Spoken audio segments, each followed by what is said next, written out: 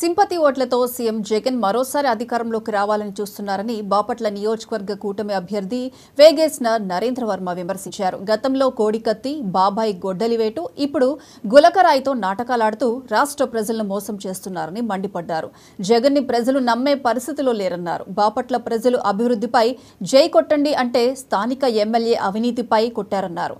ఖచ్చితంగా ఈ ఎన్నికల్లో కూటమి గెలుస్తుందని ధీమా వ్యక్తం చేశారు. వైసీపీ ప్రభుత్వానికి ఓటమిని గౌరవంగా ఇస్తామంటున్న వేగేసిన నరేంద్ర వర్మతో మా ప్రతినిధి Anil Kumar face to face. ఆంధ్రప్రదేశ్లో 2024 సార్వత్రిక ఎన్నికలు సిద్ధమవుతుంది. అది దగ్గరగా కూడా మే 13న జరగబోతుంది. అయితే ఇక్కడ బాపట్ల నియోజకవర్గ అభ్యర్థి యోగేశ్వర వర్మ గారు ఉన్నారు. ఆయన ప్రచారంలో ముందుకు దూసుకెళ్తున్నారు. ఎన్నో సేవా కార్యక్రమాలు చేసుకుంటూ ఆయన పార్టీ అభ్యర్థిగా నియమితులయ్యారు. అసలు సార్ ఎలా ఉంది మీకు బాపట్లలో? ప్రజలు ఎలాంటి బ్రహ్మరథం పడుతున్నారు? చాలా బాగుందండి. మంచి జోరుగా హుషారుగా ఉన్నారు. ఎప్పుడు అవకాశం వస్తుందా, ఎప్పుడు మనం ముందుకెళ్తామా, ఎప్పుడు ఇలా గెలిపియాలని వీళ్ళందరూ ఎలా ఉవ్విళ్ళు పడుతున్నారు. వీళ్ళందరూ చూస్తుంటే గెలుపు ఖాయం. ఎంత మెజార్టీ మీద అనేది మనసు పెడుతున్నాం.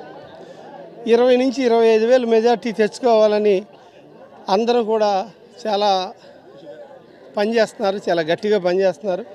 అందుకని ఆ మెజార్టీ వస్తుందంటని సందేహం లేదు. అన్నిటి కారణం రాబోయే చంద్రన్న ఆలోచిస్తున్నారు. పవన్ కళ్యాణ్ గారి త్యాగం గురించి ఆలోచిస్తున్నారు. జగన్మోహన్ రెడ్డి గారు చేసిన చెత్త పనుల గురించి ఆలోచిస్తున్నారు. లోకల్ ఎమ్మెల్యే అవినీతి గురించి ఆలోచిస్తున్నారు.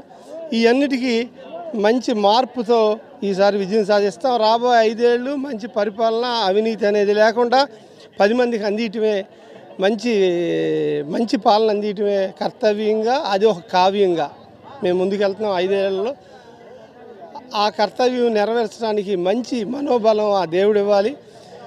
గెలవటం ముఖ్యం కాదు, గెలిచాక ఎమ్మెల్యేగా చేయటం ముఖ్యం కాదు. మంచి వాళ్ళకి ఓటేసామని 5 ఏళ్ల తర్వాత ప్రజలు అనుకునేటట్టుగా సభాష్ అనిపించినట్టుగా పనిచేయడానికి ప్రయత్నం చేస్తున్నాం. అధికార పార్టీ నేతలు మాత్రం మేము అభివృద్ధి చేశాం కావాలని ఆరోపిస్తానా అంటున్నారు. దీని మీద మేమంటారు?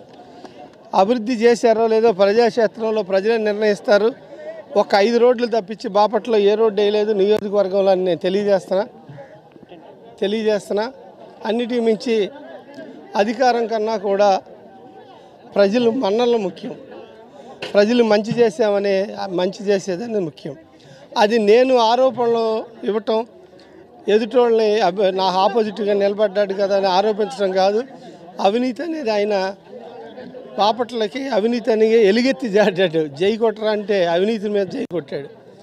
ఆయన ఇల్లు అవినీతి నిలయం అయిపోయింది. అటువంటి వ్యక్తుల గురించి మనం పోల్చుకోవటం అనేది అనవసరమైన విషయం అని తెలియజేస్తూ ప్రజలు నిర్ణయిస్తారని ఈ సందర్భంగా తెలియజేస్తున్నా. Thank you. 13వ తారీఖు ఎలక్షన్ జరగబోతుంది. ఈ నియోజకవర్గ ప్రజలకు మీరు ఎలాంటి సూచనలు?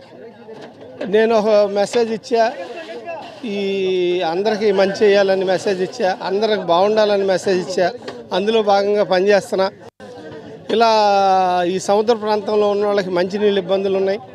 అలాగే టూరిజం డెవలప్ చేసుకోవాలా. వ్యవసాయంలో రైతు భరోసా కేంద్రాలు కానించి అన్ని ఇబ్బందులు ఉన్నాయి. మురికి కాలువలు కానీ, పంట కాలువలు కానీ బాగు చేయలేదు. ఎల్ఈడి లైట్లు పోతే వేసేవాళ్ళు లేరు. అలాగే ఇష్టం వచ్చిన వాళ్ళకి ఇష్టం వచ్చినట్టుగా చేసుకున్నారే తప్పించి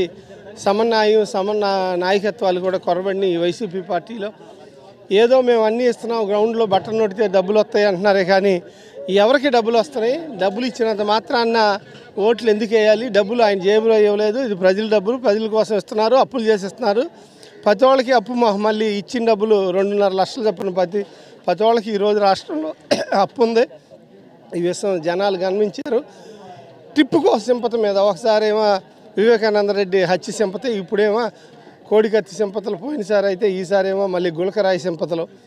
ఇలా సింపతి మీద ముందరికి వెళ్ళాలి, సెంటిమెంట్ మీద ముందరికి వెళ్ళాలి అనుకుంటున్నారే కానీ ప్రజలకి మనం ఏం చేస్తున్నాం? ప్రజలే దేవుళ్ళు అనేది గుర్తించలేకపోతున్నారు. అటువంటి వ్యక్తుల్ని గౌరవంగా ఇంటికి సాగనంపటంలో ఏమాత్రం ఈసారి ఇబ్బంది లేదు అని తెలియజేస్తూ వాళ్ళకి ఓటం కూడా గౌరవంగా ఇస్తామని తెలియజేస్తున్నా.